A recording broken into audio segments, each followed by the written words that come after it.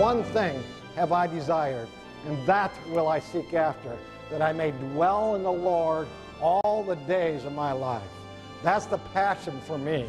That's why I live. We must learn how to cross over from that self-directed life to that spirit-directed life. We must learn how to plug our lives into the power source, which is God Himself, so we can power up our choices to the divine choices. We must learn to dwell in Him all the days of our life because He's the power and He's our salvation. Good morning. Do you like the fragrance of heaven here? Aren't they gorgeous? I mean, they are apt. I like to just sit in the midst of them for a little while and enjoy them. I have the blessed privilege of sharing with you this morning a topic that's very near and dear to my heart. It's a topic that I like to talk about more than anything else in the world. It's crossing over from a self-directed life to a spirit-directed life. It has changed my life.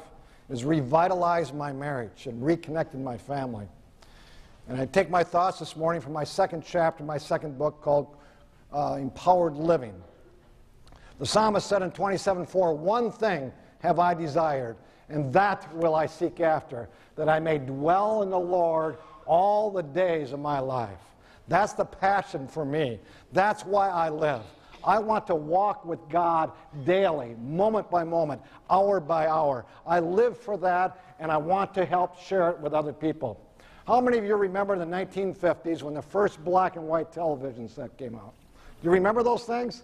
They were big, they were oxy, they were filled with vacuum tubes, and they kept a whole host of Army repairmen going. I can still remember the TV repairman when he came. He always had that leather satchel. Do you remember it? And he'd open it, and I was just a little boy, and he had all those little vacuum tubes in it. And boy, did I just want to get into his briefcase and play with those things.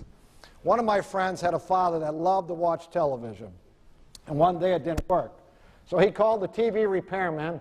The TV repairman came to the front door, came in with his briefcase, pulled the TV set out from back of the wall. He looked at the TV set, couldn't find anything. He turned around, looked at the wall. He walked over, he picked up the cord, and he plugged it into the wall.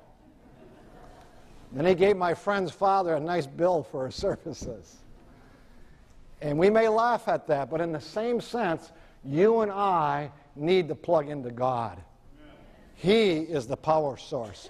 And we may understand that intellectually, but very few Christians understand how to plug into God daily, moment by moment. We must learn how to cross over from that self-directed life to that spirit-directed life. We must learn how to plug our lives into the power source, which is God Himself, so we can power up our choices to the divine choices. We must learn to dwell in Him all the days of our life because He's the power. He's our strength. He's our wisdom. And He's our salvation. This message this morning is for everybody. It doesn't matter if you're conservative or liberal. It doesn't matter if you're churched or unchurched or against the church, because we all have the same problem. We are in charge. And until we solve that problem, we're not going to get off from this planet Earth. You know the bumper sign that I really dislike? Does anybody know the bumper sticker that I really dislike? I saw it first when I was in Greenville, Tennessee. It says, "God is my," can anybody, what is it? "God is my co-pilot." Why do I hate that bumper sticker? Because I'm in charge. If God is the co-pilot, who's the pilot? And if I'm the pilot, guess what? We're in trouble. We are in serious trouble, brothers and sisters. I hate that bumper sticker. If I were to anesthetize your brain, could you be spirit-directed? No. Why? Because the mind is the only medium that God uses to communicate with us, to guide us, and to direct us. The whole battle is ultimately for who's in control of our thoughts. That's how God directs you. You can do nothing, but it goes through your mind first. That's why it says in Philippians 2, verse 5, "Let this mind be in you, which also was in Christ Jesus." That really touches my heart. Let God's mind be in you, because it was God's mind that empowered Jesus to live the life that you and I must live. Amen. We must have God's mind operating in our bodies, not our own mind. Our mind is there so we can surrender our will and our choices to the divine will and the divine choice. I was raised in the Midwest, and some farmers back there, instead of planting corn, they decided to plant some sunflowers. And I would drive to my office in the morning, and I look at that sunflower field. What way were all those sunflowers facing? To the east, weren't they? To the east. And when I went home to have lunch with my beautiful bride, what way were those sunflowers facing? Straight up at noon. And at night when I went home, what were they facing? To Grants Pass, to the west. Yeah, are you with me? What's going on? Those sunflowers track the power source all day long. They were always in tune with the item that could give them the strength. Isn't that right? That's the gospel according to a sunflower. Yeah. I had the blessed privilege of going to speak at a church, a Maranatha church in Mexico, one of these very poor churches. In fact, it was such a poor church that I went to, they asked me before I went up to remove my coat and my tie so that the people would not be jealous of the tie. And when Sal and I were there, we had the blessed opportunity to go down to a grocery store and buy some items. I'm not talking about the superstores that we in America have. I'm talking about a simple ma and pa grocery store where you drive up and you get the spot right in front of the store. And Sal and I went in the store. We got our few items. We came out. As I walked out the door, someone had parked a golf cart right next to my vehicle. And in that golf cart was a yellow Labrador retriever. And as I came out the door, my eyes caught his eyes right away, and I thought, what a beautiful dog. But that dog wasn't looking at me. It was like he was looking right straight through me. And it startled me, and I stopped, and I said, honey, look at this yellow lab. And it was just like he's looking right beyond me. And I was watching him, and as I was watching him, a cat ran across my path. I thought, that's going to do it. I mean, this, you know how dogs and cats are. It's kind of like conservatives and liberals in the church. They're going to get into it. Isn't that right? Not this yellow Labrador. He is staring right straight through me. What is he looking at? Who is he looking for? His master. Precisely. And as soon as that cat went by me, and then I knew why the cat was running, because there was another dog on the tail of that cat. I thought, that'll get this yellow Labrador retriever. He'll get out of the golf cart and he'll join in the fracas. Not this dog. He is just sitting there motionless. In fact, I even said to Sally, do you remember this? I think he's a yard ornament. Someone just placed him there. Who is that little boy sitting in your lap, by the way? James, you got a little friend there. Wow. I don't let too many boys sit on my queen's lap. He's pretty content over there. So all of a sudden, this dog goes by, and I'm looking at this yellow Labrador retriever. So I walked up, and I stood right next to this retriever. I could have reached out and touched him, and he wouldn't even look at me. I mean, he's about this far from me, and I'm just standing there staring at him. What is he doing? He is intent on looking for his master. And the Lord says, Jim, just get in your vehicle and sit there and watch. I have a lesson for you today. This is the gospel according to a yellow Labrador retriever. And all of a sudden, as I watched this dog, all of a sudden he started wiggling like this. And I don't know if dogs smile, but this dog smiled. And all of a sudden, and I'm looking through that door, and I can't see a thing. But this dog is starting to move a little bit, and he's smiling. All of a sudden, his master comes out of the grocery store. And he came alive. I mean alive. When the master came and sat down in the pilot's seat, by the way, in the pilot's seat, those two interacted. Yeah. Are you with me? We're told that Enoch never had the scriptures, did he? There wasn't the Bible that Enoch could study out of.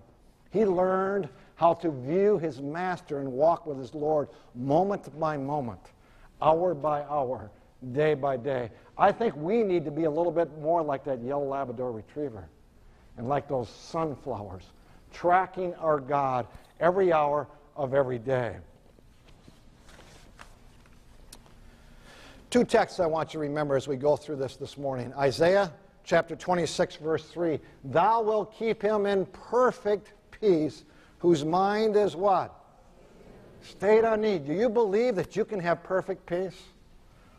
Sure I can if I'm on a South Pacific island in a hammock and my wife is feeding me grapes. That's a no-brainer. How many can have perfect peace then? Yeah. But what about when you're in a crisis? Maybe it's a health crisis. Maybe it's a financial crisis. Maybe there's something happening in your marriage or your family. Or maybe the employer doesn't like you and is on your case. Can you have perfect peace even then? What if you're a mother and your son is over in Iraq now? Can you find perfect peace in Jesus Christ regardless of your circumstances? When I read men like Daniel, he had perfect peace when he's going to be thrown in the lion's den. Shadrach, Meshach, and Abednego, perfect peace when they're going to be thrown in the fiery furnace. When I think of Elisha, he had perfect peace when the king of Syria sent his whole host of chariots to take his head off. His servant gets up in the morning, looks out the window and says, we're in trouble. My head rolls with the prophets. And his servant is all upset. He's all anxious, all nervous. He wakes up Elisha, and Elisha says, what's the problem? He says, Master, come look.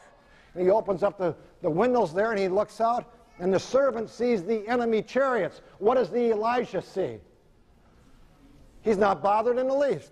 Doesn't bother him. He says, Lord, open my servant's eyes that he may see that your chariots outnumber the enemy's chariots. Can you have perfect peace regardless of what's happening in your life? Yes. That is what the gospel's about. There's another text I want you to remember. Exodus 14:14. The Lord shall fight for you, and ye shall hold your peace. Isn't that lovely? I have a God that will fight my battles for me. And my job is to what? Focus on God, not on my problems. Sally and I got up about 3:30 one morning. We had to go down to the Kalispell airport and fly out. Sometimes we get snow up there because we live way up by Glacier National Park, 50 miles up a gravel road, 50 miles from power. We're about 6 or 8 miles south of Canadian Power. That particular night, it had snowed over 3 feet. I got a 4-wheel drive sport utility vehicle. Usually I don't have a problem getting out. When we got into that vehicle to drive down to the airport, the snow was so high, it was coming up over the bumper, hitting the front of the vehicle and going over the windshield. I couldn't drive over 10 miles an hour without whiting out everything in front of me. And at that speed, I can't make it to the airport on time. And I started getting anxious because I want to be there. I'm a German. I was raised to be on time. I was late once because I was dating a girl in the spring. And I came in 14 minutes late in May, and my father grounded me 1 week for every minute late. I was grounded for the whole summer. I am never late. You understand? Never late. And I'm a very efficient person. Those are my 2 pet peeves. Be on time and be efficient. It was drilled in me from youth. And now I've got to go and speak, and I can't get there on time, and this isn't efficient. And it tends to nerve-wrack me. I start holding the wheel tight. My shoulders start tightening up, the muscles, and then I usually want to take it out on who? Who? Yeah, Sally, not me. And so as I'm driving, I realize I'm not going to make it there on time, and I can feel the anxiety coming into my body. And the Lord says, relax, Jim. Rest. Let it go. Sure, Lord, you don't have to fight the snowstorm. I do. And the Lord is saying, relax, Jim. I thought you were going to bring a gospel to the people today that saves them from themselves. Isn't God good? Don't you love him? And I had to give it to God before I could fly out and give it to other people. And I said, Lord, it's yours. You're in charge of the universe, not me. I have no idea how you're going to take care of this situation because I know I can't make it there in time. And then we got to Whale Creek Road, and in the middle of the night, the loggers left that area. And one of the loggers had a grader, and he plowed the road all the way down to the airport. Before you have called, I have answered. And I was able to get that peace and that rest and give away that anxiousness by my faith in Jesus Christ. He's always there. He always has a solution. If you would come to our house and you look at my desk, I have a little note just behind my desk, and there's 2 words there. One word is anxious. If I am anxious, that means I am in charge. I've taken this burden on myself. I am self-directed. The other word that you'll see there is resting. If I am resting, I am trusting in my Lord to take care of whatever comes into my life. That is the gospel. If we learn to rest in God in our marriages, in our families, in our church interactions, in our employment, God can do wonders through us, brothers and sisters. That is the gospel. That's where it starts. So I want to share with you the hardest place in the world for Jim and Sally Hohnberger to fly into. It's called Springfield, Missouri. We were scheduled to fly into Springfield, Missouri. They've been waiting 18 months for us to do a seminar. We drove down to Kalispell Airport. We were there at 5 o'clock in the morning.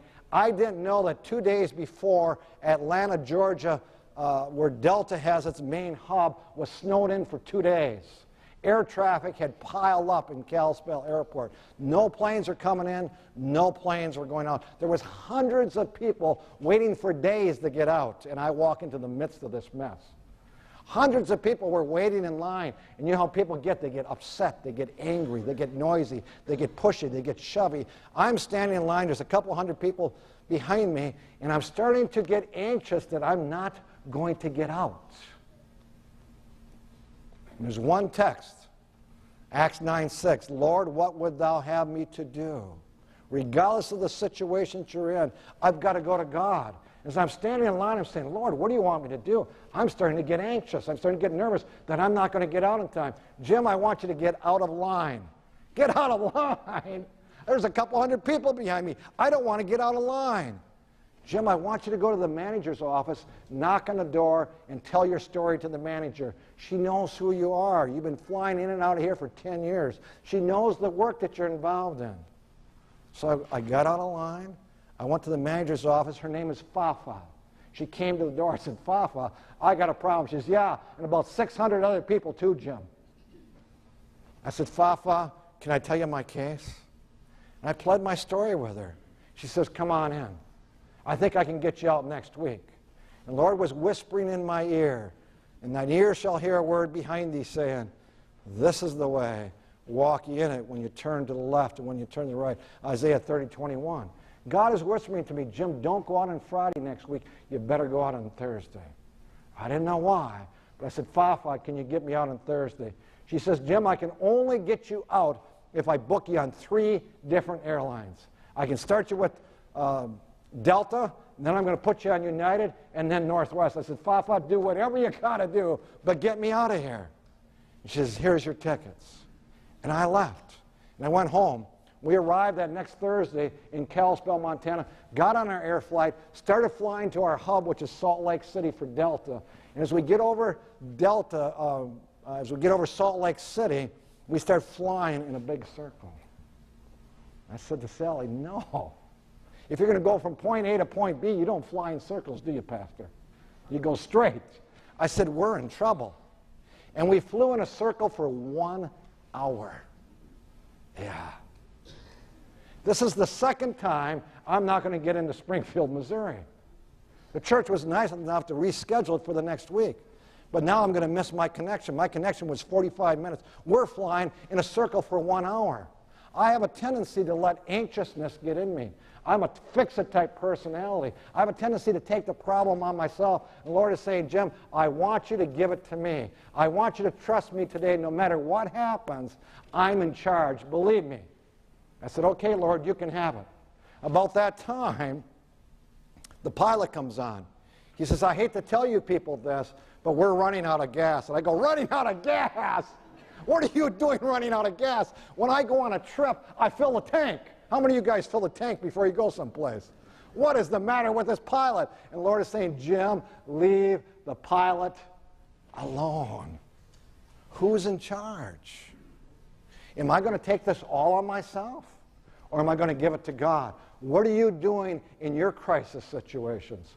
Are you in charge or is God in charge? Are you really living by faith? Are you really surrendering all to Jesus Christ? Are you really depending upon Him? Because that's the gospel. So he says, I'm sorry, but we're running out of gas, so we're going to fly into Grand Junction, Colorado to refuel. And then we'll come back to Salt Lake. Oh, I just had to leave it alone. I just left it alone. As we're flying to Grand Junction, Colorado, and we start to land, I look out the window, and I see all these United planes out on the field. I say, praise God! I'm getting off this airplane. All those United planes, my next flight was United. That's a no-brainer. I'm getting my briefcase, and I'm out of here. So when that plane landed, I was the first up. I went to the door, and the flight attendant says, sir, what are you doing? I says, I'm getting off this airplane. She says, sir, you're not getting off this airplane. I says, I've got to get off this airplane.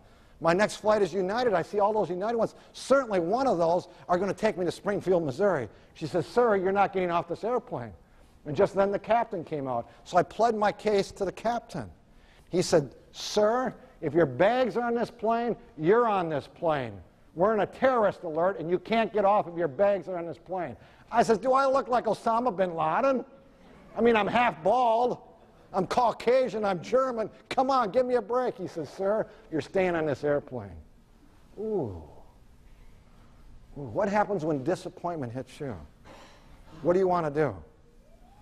I can almost feel the little Hitler in me. See, I'm full German. I can almost feel a little Hitler coming up and wants to come right out.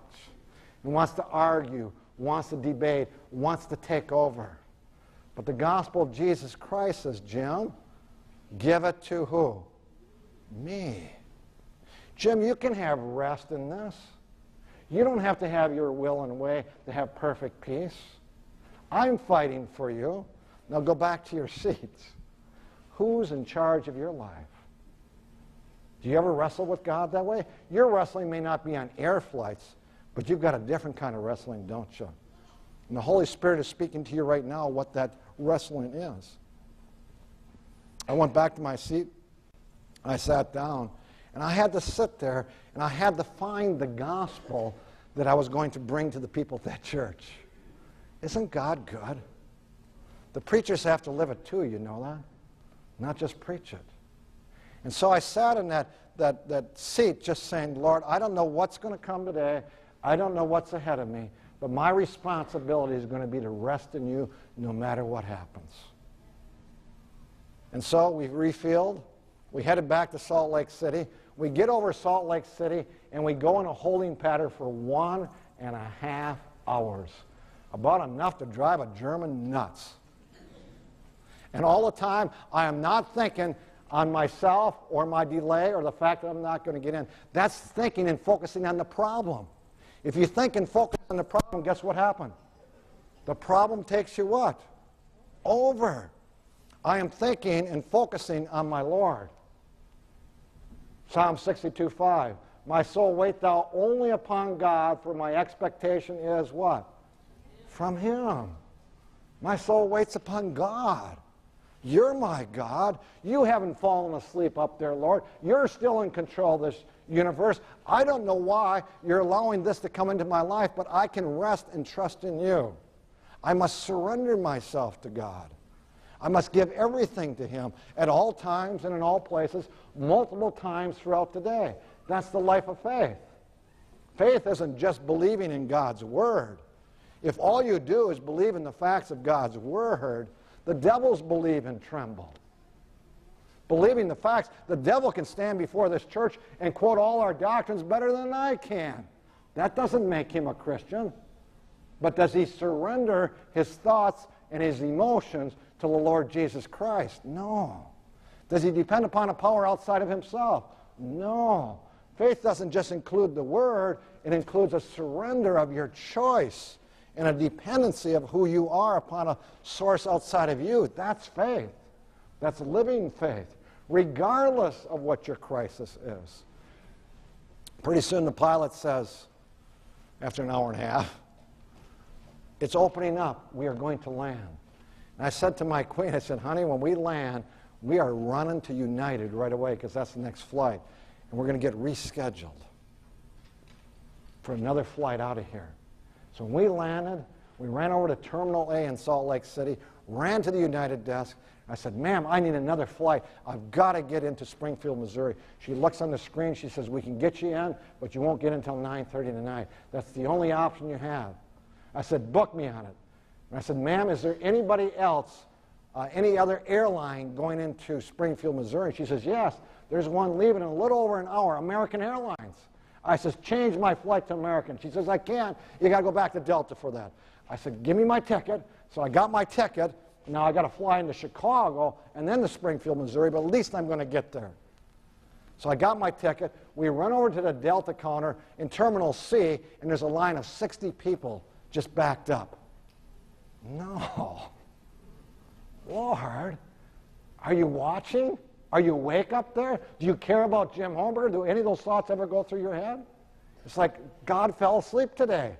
He's not watching my case. And pretty soon my wife saw a person with a red coat on standing there with a radio. She went over and she said, sir, we need to get into a line very quickly so we can book a flight out. He called downstairs. He says, there's a terminal open. Go on down there. I'll tell him you're coming. God's working for me. Isn't he good?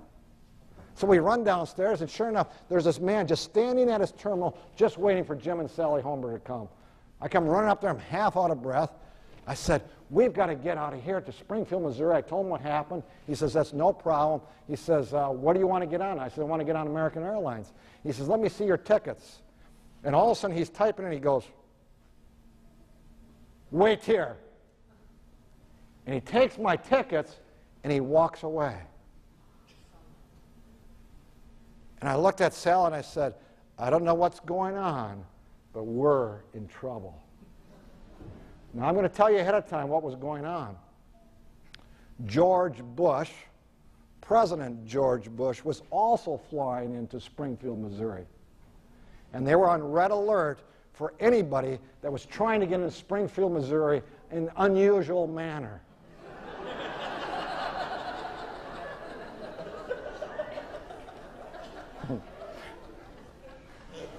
Why do you laugh at that?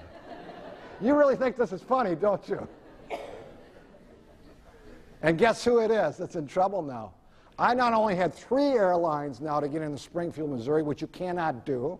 That's breaking the rules. I'm asking for a 4th airline to get into Springfield, Missouri. And I'm on red alert. Yeah. I'm the terrorist that they're going to take a look at. I don't know any of this. I don't know any of this is going on. All I want to do is preach the gospel of a Jesus that saves you in your crisis to the people of Springfield, Missouri. Yeah, that's all I want to do. I stand there for 15 minutes. 15 minutes. Nobody's standing there. At about the end of that 15 minutes, my wife is standing next to me. She looks at me. She says, see, she knows the little sign that's on my desk. And she looks up at me and she says, you anxious or you rested, dear? Gentlemen, do your wives do that to you? Why do they do that? Henry, your wife does that to you too, right? Why do you women do that to us? Don't do that to us in those crises. That's more character development for the preacher. Now I got to not just wrestle with Delta, I got to wrestle with not saying something sharp back to my queen. Isn't that right? And the Lord said, treat her gently, Jim. Yeah. Isn't God good? Don't we need God? Every moment of every hour of every day. So I let it pass. I did not attack my wife for her cute little comment. I just said, that's all right, Lord. You're powerful enough to keep me even from myself with my queen. Pretty soon, that agent that had my tickets, you remember he's got my tickets. Pretty soon he comes walking out of a door way over in the corner, and there's this great big dude walking with him. He's about 6'6", about 260 pounds. He comes to the terminal, he stands behind it, and he's got my tickets in his hands. And he looks at me and says, where'd you get these tickets from? And I told him. He says, why are you flying 3 different airlines? And I told him. He says, what are you doing going to Springfield, Missouri? And I told him. And he says, well, we'll see about that. And he takes my tickets, and he leaves, and he goes in that back room. And I'm looking at my wife, and I said, we are in trouble. Thou wilt keep him in perfect peace, whose mind is stayed on thee. You know where my mind wants to go right now? On the problem. I want to have a pity party. I want to feel sorry for myself. I want to think that God has deserted Jim Homer. Has God deserted me? No. God's good. You know, I learned a lesson once from my son. Matthew gave a sermon. And he gave a sermon that he loves trials. And I thought, this guy is nuts. Loves trials. I'd rather have sunshine and silver slippers. And he said, listen, I'm a downhill skier. And he says, when I want to ski better, I go to the double black diamonds, where there's more obstacles, more difficulties, because if I'm going to be a better skier, I've got to be challenged. Isn't that right? And he says, I love challenges. And he says, if I love that in my recreation, shouldn't I love it in my personal life? Oh, I listened to my son. So right now I should be saying, count it all what? Joy when you fall into what? Diverse temptations. That's what Paul said. And then what Paul is saying is this is going to build your character. This is going to make you a stronger Christian. You're going to be better off because you went through this. Now count it all joy, Jim. Yeah, sure. Okay, I just love this. But I can say, Lord, you know what's best. And I'm going to rest in this. I'm going to let you take care of this. As I'm standing there, Psalm 62:5 came into my mind again. And I'm just resting in the Lord. What are you going to do in your trial, in your health crisis, in your marriage problems, in your employment? Is God big enough? Really, friends, is God big enough? Yes, he is. For anything. God hasn't fallen asleep. God's in charge of what's going on. He knows what's happening, doesn't he? And he's allowing this for my own good. And I've got to enter into that. One thing have I desired, and that will I seek after, that I may dwell in my Lord all the days of my life. Psalms 27:4. And so as I stood there for 1/2 hour, I'm just focusing on God and saying, God, it's in your hands. The Lord shall fight for you, and ye shall hold your peace. And I got peace, resting in God, waiting. And pretty soon a little lady, she couldn't have been 105, 110 pounds, with a red coat on, comes walking over, and she looks at me, she says, Sir, I've been watching you stand here for ½ an hour. Can I help you? God has his angels, you know that? I don't know if they wear red coats or not, but this one wore a red coat. I said, ma'am, can I tell you my case? She says, go ahead, sir. So I told her my story from the whole day. She says, what way did they go?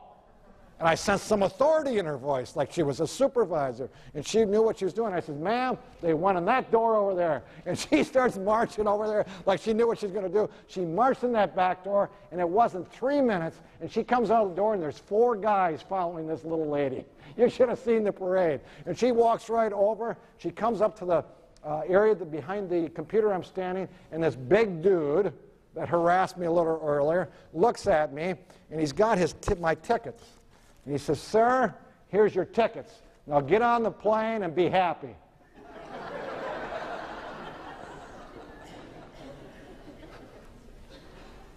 Who does he think he is?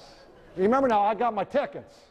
In high school, I ran the mile in 4 minutes and 25 seconds. I can outrun this dude. I'm going to give him a piece of my mind. Doesn't he know I'm a gold medallion with Delta? I'm an important person. I'm going to let him know what I think of his actions towards me. What do you think? You're not with me? That's the what? Is that Luther in me or is that Hitler in me? That's that Hitler. You got a little Hitler in you? See, now I'm safe. I can talk a little smart, can't I? Because I got my tickets. And the Lord say, Jim, let it alone. You mean I've got to surrender to God again? And again? and again. Are you with me? All day long. That is the gospel of Jesus Christ. If there's no surrender, there's no experience, brothers and sisters. I looked at the gentleman after I went through my little trial in my heart. I said, "Thank you, sir." I said, "Honey, we got enough time to make you netted. Let's get moving." We headed out of there. We got on the United flight, got into Chicago. It was delayed. And we got into Springfield, Missouri at 1:30 in the morning. But God was good. He was able to keep Jim Hohnberger as long as Jim Hohnberger cooperated with God. See, there was two battles that were raging for me all the time. The first battle was for my thoughts and my emotions and the unfair treatment that I was being taken through. I like to have a pity party sometimes. I don't like my day to be messed up. The other battle that was raging was, would I choose Jesus first, last, and always? Are you winning that battle, brothers and sisters? That's what it means to cross over from a self-directed life to a spirit-directed life. Are you winning that battle?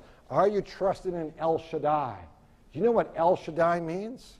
In the Old Testament, they called on El Shaddai. El Shaddai means the all-sufficient one. God is all-sufficient for all of our problems.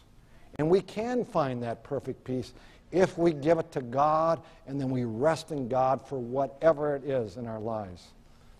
Judas was the only disciple that did not cross over. Why? He had sincerely desired a change in himself and had hoped to experience this through a union with Jesus. But this desire did not become predominant in his life. This desire, brothers and sisters, must be predominant in our life. It must be more important than our church membership. It must be more important than the facts that we know and want to give to the world. It must be more important than our reforms, our diet. It must be more important and more predominant than our witnessing. It's called the first angel's message. In one word, the first angel's message is you must give a demonstration of the glory of God in your life right now. That's the first angel's message. The second angel's message is we are to go out and proclaim our beautiful truths. One word, proclamation. The third angel's message is that we have a warning to give to the world of what's coming very soon. And we're all given a proclamation and a warning, and we haven't demonstrated to the world the glory of God living through us. And not until we start demonstrating is our proclamation and our warning going to have power to bring us home. Amen. If I can't demonstrate it when I'm on Delta, brothers and sisters, if I can't demonstrate it in my home, I haven't found the gospel of Jesus Christ. I've only found some assorted facts. And facts are not going to save us. Faith saves us through grace, not facts. And so God is calling us to give a demonstration. Why did Daniel always take a break at noon? Can anybody tell me that? Yes. He had to reconnect to God or make sure the connection wasn't broken. You see, there was a tendency in Daniel's life to fade out, to forget, and to take over and become self-directed. So Daniel every day would go and pray at noon again to make sure he was reconnected and firm in God. My wife took me to hear an orchestra one day. See, in heaven, the gentleman singing, is that Bart that was singing up here? Bart. In heaven, I'm going to be the choir director. You know that? And you know why that is? Because he that is least on earth shall be greatest in heaven. I don't even know what those little black dots are in the hymnal. Maybe you can explain it to me after church. I am zero when it comes to music. So my wife takes me to hear this orchestra. And I'm sitting there, and all these orchestra people come in, and all these people are wasting my time. I mean, they're fiddling with their violins and all their stringed instruments and tuning them up. And I said to Sally, why didn't they do that before the whole concert? And then someone explained to me that violins and all these stringed instruments have a tendency to become untuned if the temperature changes or the elevation changes, and so you got to retune them. And that's you and me. We're stringed instruments. We need retuning how often? All the time. That's why Daniel prayed. to be retuned. And you and I need to be retuned. It's little attentions often. That's me. Often I've got to go to God. Often God calls to my heart throughout the day. Someone once said to me, how many times does God call for your heart? I said, well, I'll count next week. So on Monday morning, I decided, as often as God calls to my heart, I'm going to keep track. And by 10:30 in the morning, it was 18 times. I said, I'm not going to count anymore. Now, are you that sensitive to the still small voice of God? Or are you in charge? Do you listen to your own human reasoning? Who are you listening to? Is it God of the universe or yourself? Or is it the news? Or is it Newsweek or the internet? What are you listening to? That determines what controls you, brothers and sisters. We're told that Satan takes control of every mind that is not decidedly under the control of the Spirit of God. Satan takes control of that mind if it's not decidedly right now under the control of God. God's grace reminds us always to surrender ourselves to Him and come back to Him. That's a living faith that works, brothers and sisters. That is the element that revitalizes your marriage and empowers your family. That is what we got to attach ourselves to. I'd like to close with just a simple illustration. I had a friend of mine, he came from the state of Washington, and he wanted to go backpacking with me. And on our backpacking run, there's this huge creek that we have to cross, and in the flood, there was a bridge there that was washed out. In the meantime, they put up a huge rope there. Somebody did, I don't know who did, but a huge rope that if you pulled the rope all the way over to one side, and if you swung with all your speed, and you ran with everything you had, and you swung all the way across a great big creek, and if just as it crossed the creek to the far end, if you let go, you were all right. So I'm telling my friend, grab hold of the rope and go for it. He says, you first. So I grab hold of this rope, I run backwards with this rope, and I get up all the momentum I've got because you got to get everything across this creek. It's called Whale Creek. And I go swinging across the creek, and just as I get over it, I let go, and I swing the rope back to him. I says, grab hold. And he grabs hold of the rope, and he swings all the way back, and he's coming across, and he's got to let go at the right time, or he's going to get into the creek. So I told him I'd shout at him when he should let go. So he comes right to the spot, and I said, let go. And Chris didn't let go. I mean, he didn't let go. I said, no, he's got one opportunity to make it back. And so when he got back to the other side, I shouted out to him, let go. And he didn't let go. And now my poor buddy Chris is hanging onto this rope, and he's swinging like, are you with me? He's right over the middle of the creek, and guess what? He let go.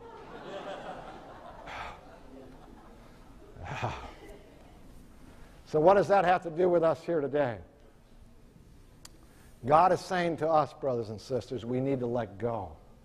We need to cross over from the old self-directed life, and we need to cross over to the new spirit-directed life. But if you don't let go of what's behind you, brothers and sisters, it'll never work. So let go of it, will you? And let God have you. Would you kneel with me in prayer?